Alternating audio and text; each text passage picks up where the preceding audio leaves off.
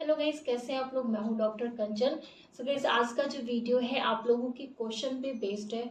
आपके बहुत सारे क्वेश्चन आ रहे थे, कॉल आ रहे थे, व्हाट्सएप पे क्वेश्चन आ रहे थे, कमेंट में आप लोगों ने क्वेश्चन पूछा है कि जीभ के साइड में उभार है जो बम्प बन जाती है एंड ये दिखने में अल्सर के जैसा है, घाव के जैसा है, बहुत जलन होती है, इसमें दर्द भी रहता है। तो इसे कैसे ठीक करें। सो गाइस, वीडियो स्टार्ट करने से पहले आप सभी से रिक्वेस्ट है कि अगर आप मेरे चैनल पे नए हैं तो चैनल को सब्सक्राइब करिए एंड बेल आइकन को जरूर दबाइए। इससे मेरी जो भी नए वीडियो आएंगे उनका नोटिफिकेशन आपको जरूर मिलेगा। कैसे ठीक करना है ये समझने से पहले, ये जानने से पहले हम ये समझ लेते हैं कि आखिर ये जो जीभ के बगल में उभार हो गए हैं ये एक्चुअल में है क्या। इसका समझना बहुत ज़रूरी है, तभी आप आगे की चीज़ें, इसका इलाज जो है अच्छे से समझ पाएंगे। जो हमारा जीभ होता है, आप सभी को जैसे कि पता है कि इससे हमें स्वाद का अनुभव होता है। हम जो भी चीज़ें खाते हैं उसके स्वाद का अनुभव जीभ से ही कर पाते हैं। तो जीभ पे स्वाद का अनुभव करने के लिए पैपिलाज होती हैं, टेस्ट बर्ड जिसे हम कहते हैं। तो ये जो पैपिलाज होती हैं इसी से हमें खाने का स्वाद पता चलता है।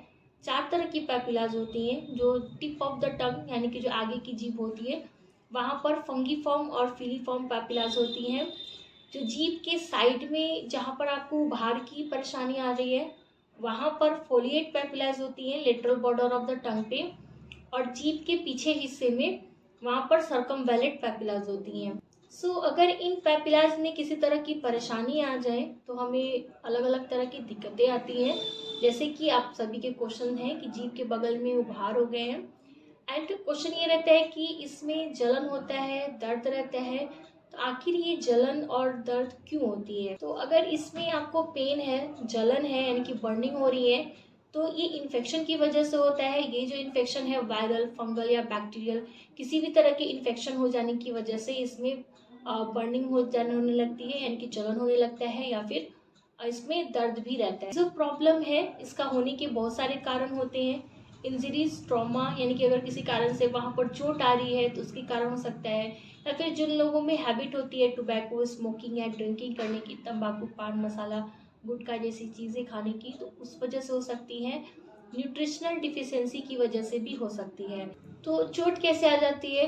अगर कहीं आपके दांत शार्प है यानी कि जो पीछे के हमारे चौवे होते हैं, मोलर्स होते हैं, अगर वो दांत शार्प है, नुकीले से हो गए हैं, आप बात कर रहे हैं या फिर सिंपली आप खाना भी खा रहे हैं, तो उस दौरान क्या होता है कि वो जो नुकीले दांत होते हैं, आपके जो जीभ होते हैं, जो lateral border of the tongue होता है, वहाँ पर चोट पहुँचाती है। उसकी वजह से वहाँ पर इंजरीज बन जाती हैं।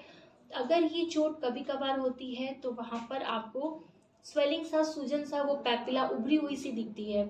आप या इमेज में देख सकते हैं। अगर आपकी पैपिला सिंपल हल्की सी उभरी हुई दिख रही है तो इसमें घबराने वाली बात नहीं है, नॉर्मल सा स्ट्रक्चर है, ऐसा हो जाता है। अगर आप उस जो दांत की प्रॉब्लम है उसे वहीं पर ठीक कर लेते हैं तो किसी भी तरह की कोई प्रॉब्लम्स नहीं आती हैं। ये जो प्रॉब्लम है आगे नहीं बढ़ती है। लेकिन आपकी जो दांतों का चोट है वो वहाँ पर बार बार हो रहा है, लगातार होने की वजह से वो जो चोट है वो घाव के रूप में कन्वर्ट हो जाती है, अल्सर के जैसा दिखने लगता है। तो वो जो प्रॉब्लम है आपके लिए थोड़ी सी गंभीर हो जाती है। जब वहाँ पर देखते हैं तो आपको देखने में वो नॉन हीलिंग अल्सर की तरह या फिर घाव की तरह दिखती है। जब ऐसा अपीयरेंस दिखने लगता है तो ज़्यादातर कर लोग घबरा जाते हैं कि कहीं हमें कैंसर तो नहीं हो रखा है। सो गाइस, यहाँ पर मैं क्लियर कर दूं कि ये कैंसर नहीं होता है। एंड अगर आप में हैबिट है टोबैको, पान मसाला, तंबाकू जैसी चीज़ें खाने की, तो चांसेस होते हैं कि कैंसर में हो सकते हैं, बट बहुत रेयर होता है। ये जो चीज़ें आप सेवन करते हैं इनमें ऐसे पदार्थ होते हैं जिसकी वजह से अगर हमारे मुंह के अंदर कहीं भी कुछ भी घाव या इंजरीज या ट्रॉमास होती हैं तो वो उसे कैंसर तक आसानी से कन्वर्ट कर लेता है। तो आप में अगर ऐसी हैबिट है तो आपको अवेयर होने की ज़रूरत है, अपने हैबिट्स को ब्रेक करने की ज़रूरत है। चलिए अब हम इसे कैसे ठीक करें ये जान लेते हैं। गाइज, इसे ठीक करने के लिए सिंपली इसके जो कॉज होते हैं, जो कारण होते हैं, उसे हम ठीक करते हैं। अगर आपके जो दांत हैं वो नुकीले हो गए हैं, शार्प हो गए हैं और उसकी वजह से बार बार आपके फोलिएट पैपिलाज में चोट आ रही है और वहाँ पर अल्सर के जैसा बन गया है, घाव के जैसा बन गया है, आपको उसमें दर्द रहती है, जलन भी रहता है, खाने पीने में दिक्कतें आती हैं, तो इसके लिए आपके जो भी नियरेस्ट डॉक्टर हैं आप उनके पास जाइए। डॉक्टर सिंपली उसका इलाज करेंगे, जो आपके नुकीले दांत है उसे स्मूथ कर दिया जाता है। अगर जब उसे हम स्मूथ कर देते हैं तो जो इंजरीज बार बार वहाँ पर हो रही है वो होना बंद हो जाती है, और साथ में कुछ मेडिकेशन चलाई जाती है जिससे वो जो घाव है अच्छे से हील हो जाता है। अब हम मेडिकेशन में जानेंगे कि दवाइयाँ क्या क्या चलाई जाती हैं। दवाइयों के लिए अगर आपको बहुत ज़्यादा दर्द है तो उसके लिए पेन किलर, एनाल्जेसिक दिया जाता है।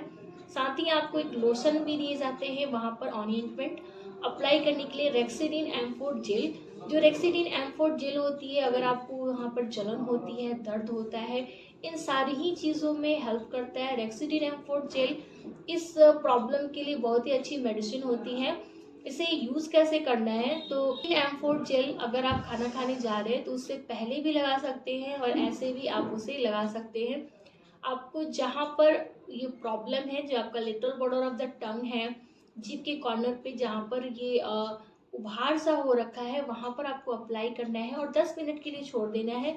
10 मिनट के लिए छोड़ दीजिए एंड देन आपको आधे घंटे तक पानी या कुछ भी नहीं लेना है, उस दवा को असर होने देना है।